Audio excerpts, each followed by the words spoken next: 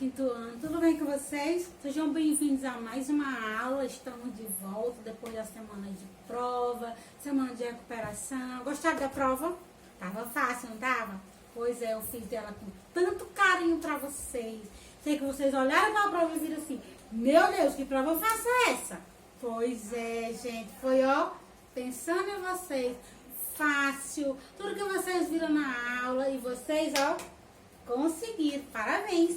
Então, vamos continuar ainda nas nossas aulas virtuais, porque não se sabe quando que a gente vai voltar, né?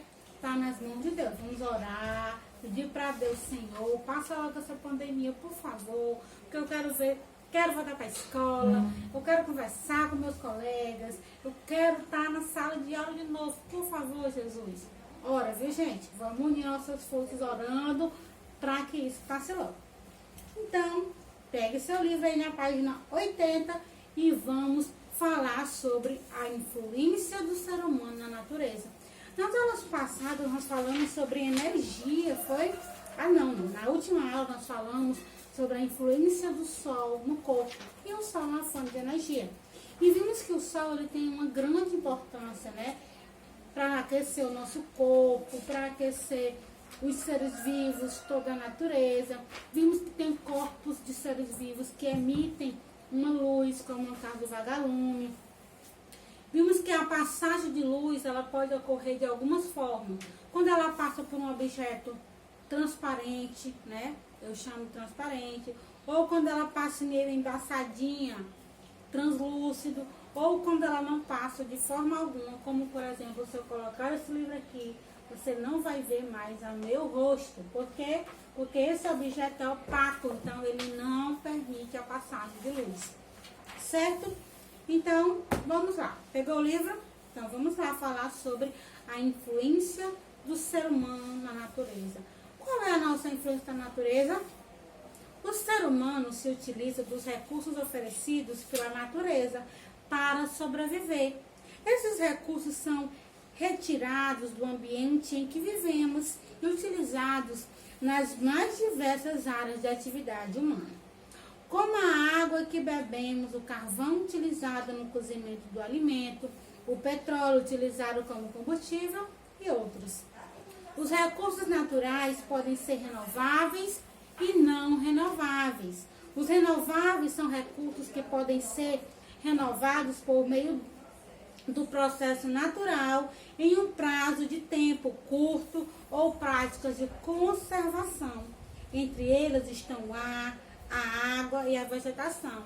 Já os não renováveis existem em quantidade limitada e sua renovação só ocorre através do processo que levam grandes períodos de tempo, correndo o risco de esgotar no meio natural.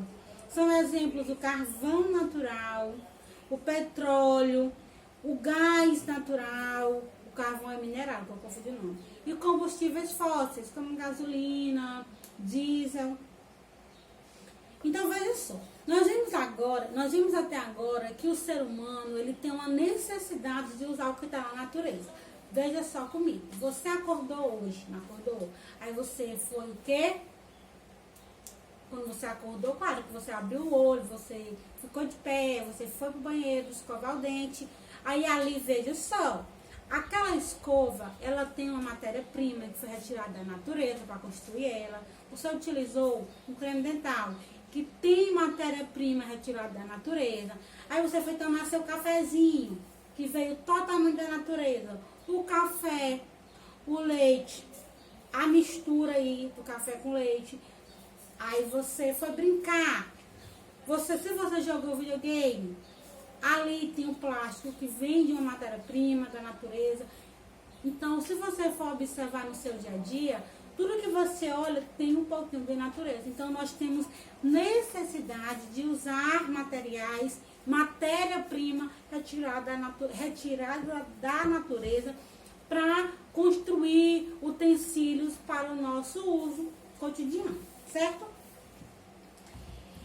E nós vimos que esses recursos naturais que eu possa classificar. O que é recurso natural? Recurso natural é aquilo que a natureza me oferece para que eu utilize, né? A água, o vento, as frutas, os vegetais e a matéria-prima que vai fazer com que eu construa, adapte, né?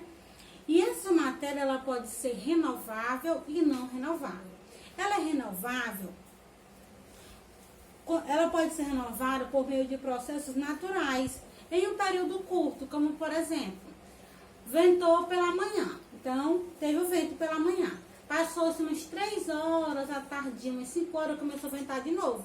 Então o vento ele não renovou na cidade, naquela localidade, é rápido. Agora pensa comigo, encontrou-se um poço de petróleo, foi retirado todo o petróleo daquele local para poder levar para uma refinaria, para poder produzir gasolina, produzir plástico, produzir chiclete, produzir, o que mais? Borracha, pneu, produzir diesel e por aí vai outras utilidades do petróleo.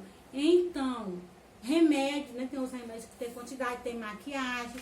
Então, veja só, naquele poço que foi retirado todo o petróleo, você sabe, a chance de se encontrar novamente petróleo ali é 0,01%. Entendeu? Até porque o processo de construção do petróleo, sabe quanto é? É em média 1 milhão de anos para se construir um poço de petróleo. Porque ele se constrói naturalmente. Então, ó, décadas e décadas. Então, pensando aí, qual é a melhor forma, a fonte mais segura para se usar? Os recursos naturais renováveis ou os recursos naturais não renováveis?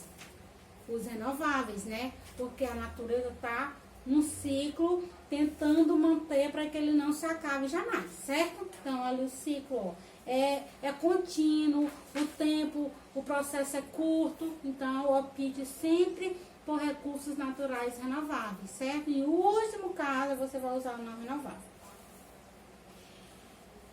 A ação do ser humano está mudando o equilíbrio do planeta e é urgente saber o que podemos fazer para ajudar. Quando usamos recursos naturais renováveis e cuidamos para que eles sejam repostos no ambiente natural, como no caso de vegetação, plantação, né? Estamos ajudando a sua renovação em um intervalo de tempo mais curto. É preciso cuidar dos recursos naturais não renováveis, pois a natureza pode levar milhões de anos para recompô-lo. A cana-de-açúcar é um exemplo de recurso renovável empregada em larga escala no Brasil. Sua utilização na produção de álcool é uma alternativa para reduzir o uso do combustível fóssil. Combustíveis fósseis são aqueles produzidos por petróleo, gás natural, carvão mineral, certo? Como os derivados do petróleo. Acredita-se que foi por meio da observação do fenômeno da natureza que o homem descobriu a força e o poder do fogo. A queima das árvores, após serem atingidas por um raio, pode ter sido o primeiro contato do homem com a combustão, o ato ou efeito de queimar, por meio do fogo. Daí para a descoberta de que o atrito entre pedras ou madeiras resultava em faíscas, que gerava chamas, deve ter passado muito tempo. O homem, pela sua interação com a natureza e a necessidade de criar objetos e meios para propiciar uma melhoria da qualidade de vida, foi descobrindo que na natureza existiam diversas substâncias que, a partir de pequeno estímulo, atrito, faísca, temperatura, entravam em combustão. Era a descoberta dos combustíveis. Então, veja só, vocês sabem, né, que nós fomos evoluindo. Nós fomos, a geração humana, ela foi evoluindo. O homem da caverna não tinha acesso ao fogo. Passou-se tempos e tempos e tempos. Quando chegou na idade da pedra, foi que eles começaram a ter acesso ao fogo. Então, alguns cientistas acreditam que esse contato com o fogo veio de quê? De um raio que caiu em uma árvore e ela começou a pegar fogo. Então, o homem que observava aquilo ali, observou que através do atrito daquele raio com aquela folha, começou a gerar faíscas de fogo, certo? Então ele foi estudar, ele foi tentar manter aquele fogo, né, para que ele não se apagasse, já que aquele fogo aquecia o corpo dele, certo? Então ali foi o primeiro contato com a combustão. Então o homem ele começou a procurar meios de manter esse fogo, certo? Então nós vamos ficar por aqui. Na próxima aula a gente continua falando sobre os combustíveis encontrados de forma sólida, líquida e gasósa. Combinado? Então fiquem com Deus e até a próxima aula.